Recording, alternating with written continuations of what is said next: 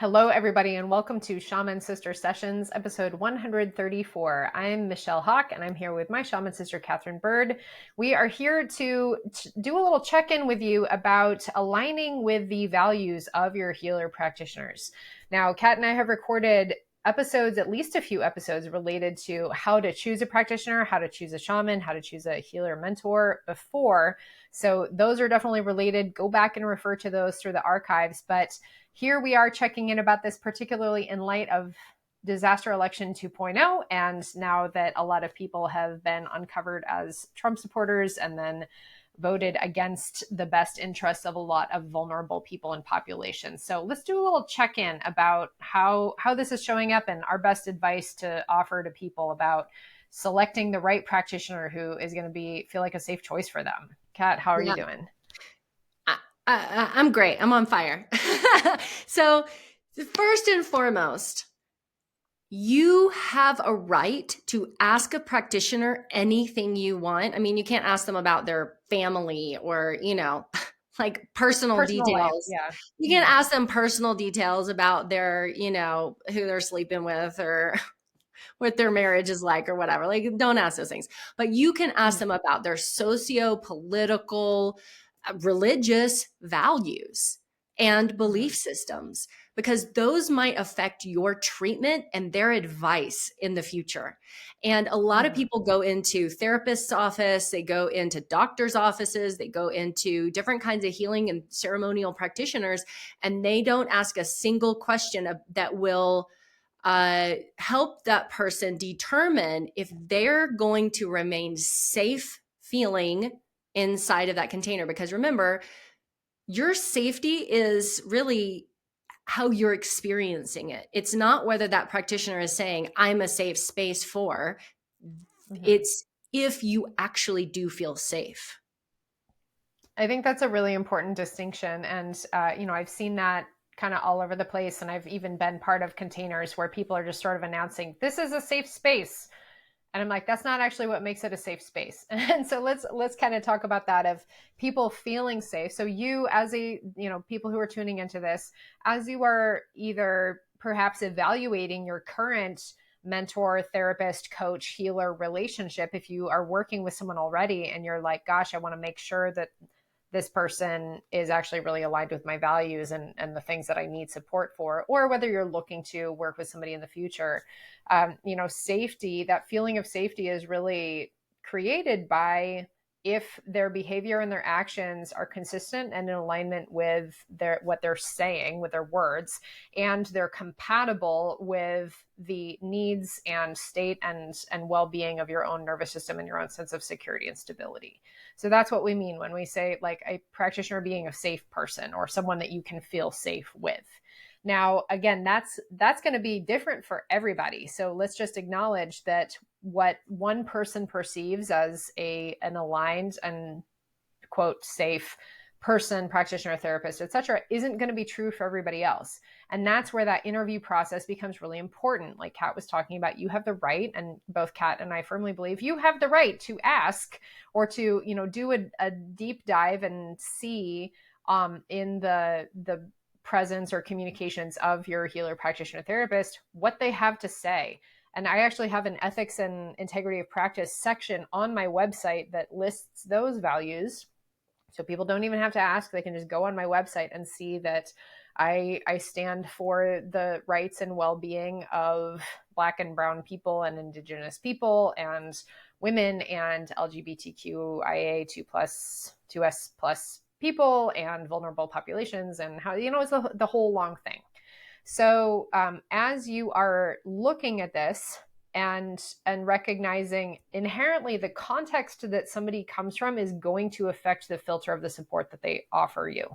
And so somebody who, Kat, I know you've had some really interesting experiences, not in a good way, with this. Do you care to share any of those? Just a short version. Okay.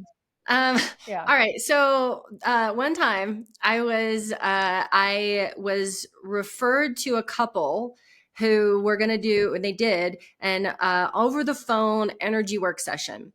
And someone that I knew was like, they are the best, the best, the best. And you have to get one of these sessions. So the session was exceedingly long. I didn't ask much of them before. I just was like, oh, okay, they're elders. They've been doing this for a really long time. And then after the session, in the course of the discussion around what they were picking up on and stuff, I got to see like their advice. And then through their advice, I got to see their beliefs. And their beliefs were, number one, that the moon was evil and that you shouldn't be out in the moon. You shouldn't worship the moon. You shouldn't worship any of the moon deities. Like the moon was bad. And also that sex was bad, that abstinence was the thing to be going for. And they were very proud that as a married couple, they were now abstinent. And that the man of the couple told me that he doesn't even go within 8 feet of a computer because of all of the I don't even know if we could say this word on some of the platforms, but all of the explicit imagery and things that were going to tempt him. And so as they're saying this, my brain is flip-flopping inside of my skull and I am freaking out inside because I just let these people into my energy body, into my field, into my energy systems. I think I called the next day. I definitely, because it was late at night. The next day I called Michelle, or it might have been right then. I called Michelle and I was like, can you scan me, please? Because I am really freaked out that these people just turned off my route. Like they're just like in there flopping around with all of these really beliefs that are not in alignment with what I would believe or want anchored into my field or my body in any kind of way. Mm-hmm. Thank you for sharing. I mean, I know I'm pretty sure you've told that story on the podcast here before, but it bears repeating because it is such a great example of what we do not want. So in that case, Kat went into a situation with practitioners who she didn't know, but came highly recommended. And so she didn't do what she would normally do, which would be to vet them. And now I bet she's never going to do that again of going in to work with somebody without that process. And so, ask questions, see what they have to say, ask about their values. And again, that process may or may not be different according to if you're just going in for a one-off session with somebody, or if you're going into a deeper commitment of work. Definitely, if you're going into any deep kind of energy work, long-term arrangement, mentorship, training, etc., these questions are much more important to ask because there is this intimacy and connection that you have in coming into the energetic architecture of a healer practitioner. That is a part that I think people kind of don't recognize is going on. And this is something that I am vetting also my clients for when I'm bringing them in is this going to be a good fit? Do I want them in my energy field? Do I think my energy field would be a good architecture for them to come into? Because they come into the temple, the etheric temple of me, Michelle Hawk, and of my work that I am holding.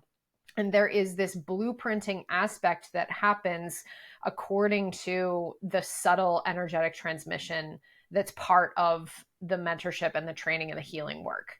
It's not only the words that I'm saying and the energy work that we're doing in session, it's also part of this subtle process that I think often goes very unrecognized. So Yeah. it is crucially important to make sure that that's going to be in alignment for you, that's going to feel good, and also that they're actually supporting you in the way that you want and need help. That's another piece too of just, Yeah. it's okay if you believe the moon is evil, even though like, what, really? Question mark, maybe question that. But, looking at if your practitioner or potential healer is espousing values and philosophy that are just really not okay for you, then don't work with them. There's plenty of practitioners out there who are aligned, who will be a good fit, and who are, I think any practitioner should be okay to answer those questions. Also, okay, so here's a little like side note. I've seen there's some therapists that I follow on Instagram and some that I really like, and they're posting things about like, it's impossible to be neutral. Like you are, as a therapist, people talk about the neutrality of the role of a therapist. And I agree with that. I don't believe that there's inherent, like, neutrality doesn't exist in nature. Things are either growing and thriving or they're withering and dying. Like, we don't just stand in a static way. And the same is true of ourselves. And yet I see people saying, like, oh, well, any neutral therapist should be able to support Right. any person no matter what.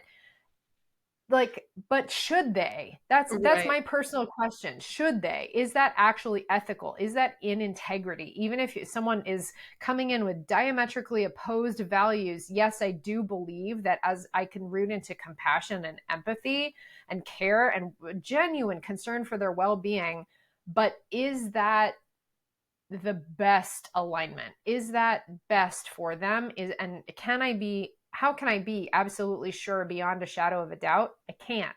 That my own energy blueprint and my own etheric architecture would be working on them in the best way.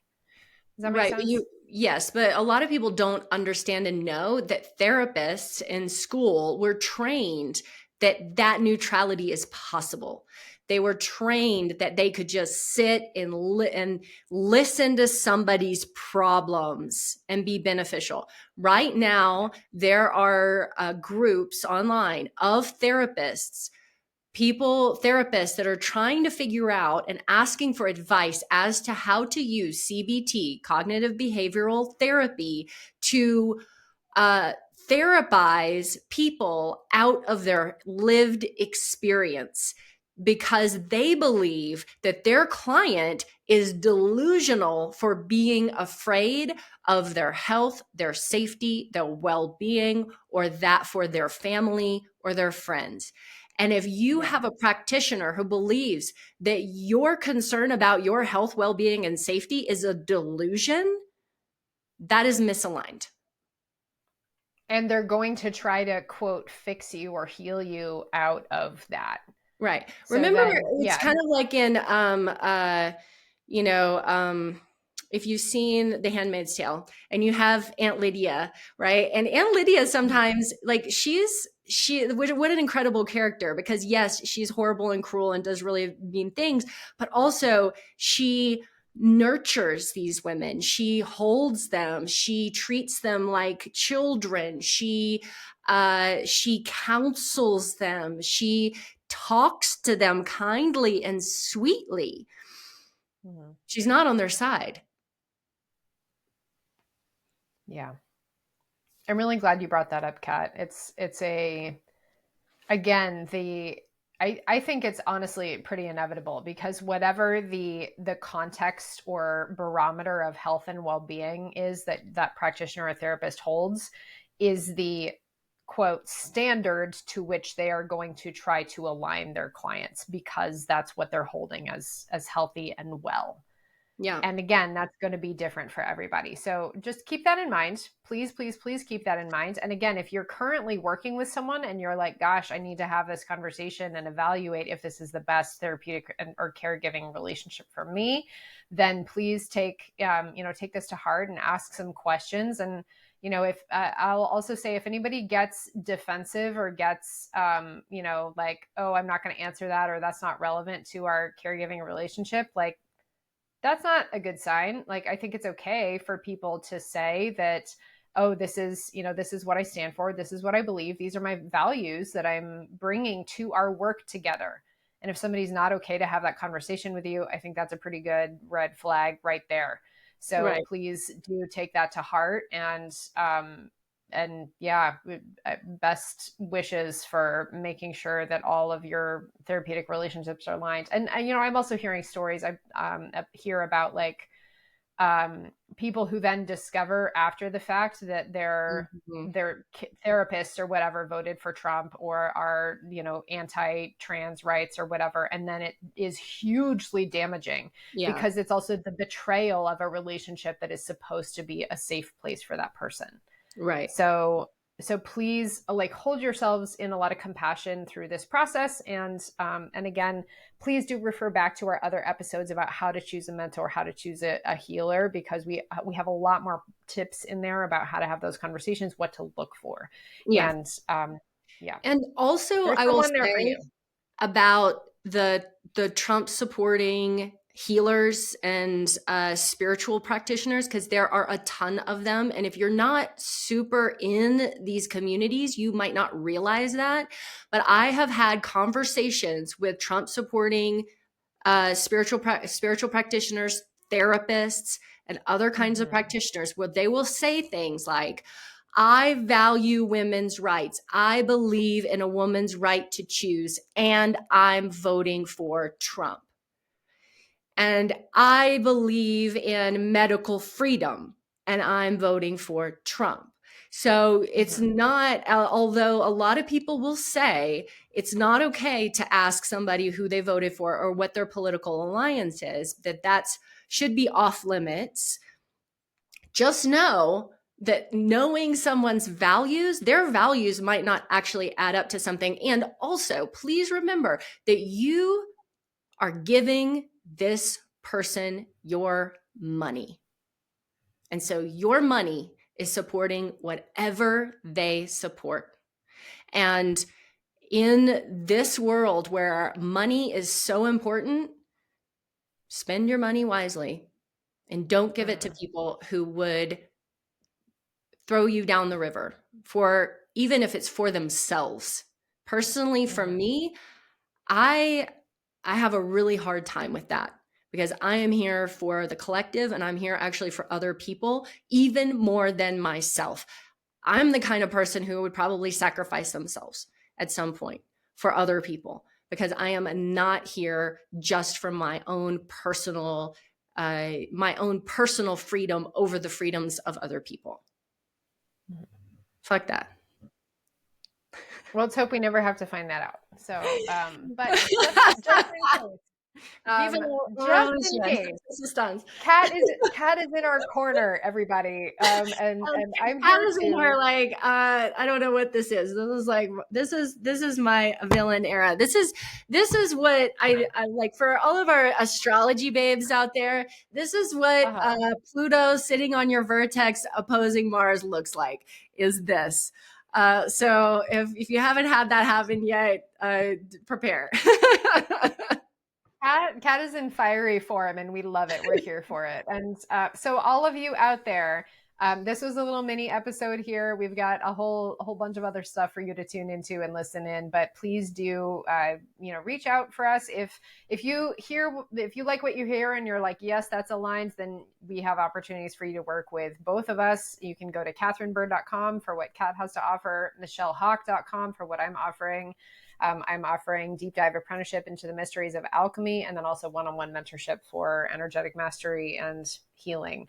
So if you're called to the Mystery School of Alchemy, then go check that out on my website. You can download a free guide to the 7 stages of alchemy and learn about the process of transformation.